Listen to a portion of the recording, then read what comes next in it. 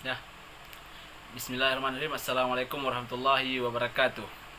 Perkenalkan, nama saya Aris Fadilah dari jurusan Hukum Ekonomi Syariah. Saya akan menjelaskan tentang makalah saya yang berjudul Etika Bisnis Konvensional dan Islam. Yang pertama, etika bisnis konvensional. Uh, Etika sebagai rambu-rambu dan dalam suatu kelompok masyarakat akan dapat membimbing dan mengingatkan anggotanya kepada suatu tindakan yang terpuji yang harus dipatuhi dan ditaati serta dilaksanakan. Kemudian etika di dalam bisnis juga sudah harus disepakati oleh setiap anggota yang berada ataupun yang ada di dalam suatu kelompok yang berkaitan dengan etika bisnis tersebut. Kemudian dunia bisnis yang tidak ada hubungannya dengan antara pengusaha dengan pengusaha, tetapi memiliki ikatan secara nasional mau bahkan internasional.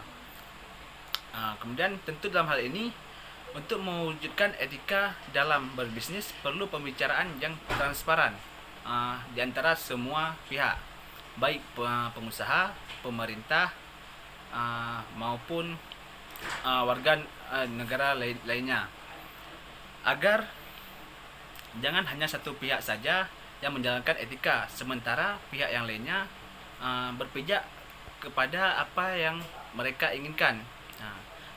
Yaitu kalau ada satu pihak ataupun beberapa pihak yang terkait di dalam etika tersebut, tetapi tidak mengetahui dan tidak menyetujui, maka apa yang disepakati oleh kalangan bisnis tersebut tidak akan bisa diwujudkan. Jadi ada beberapa hal yang perlu diperhatikan dalam menciptakan etika bisnis. Yang pertama, pengendalian diri, dan yang kedua, pengembangan tanggung jawab dan sosial. Yang ketiga, mempertahankan jati diri dan tidak mudah terombang-ambing oleh pesatnya perkembangan informasi dan teknologi. Kemudian yang keempat, menciptakan persaingan bisnis yang sehat. Kemudian yang kelima, menerapkan konsep pembangunan berkelanjutan. Yang keenam, berani menyatakan yang benar itu benar, dan sebagainya. Kemudian etika bisnis dalam Islam. Etika bisnis dalam Islam memposisikan bisnis sebagai bisnis tersebut adalah usaha manusia untuk mencari keridhaan Allah Subhanahu wa taala. Bisnis tidak bertujuan jangka pendek individual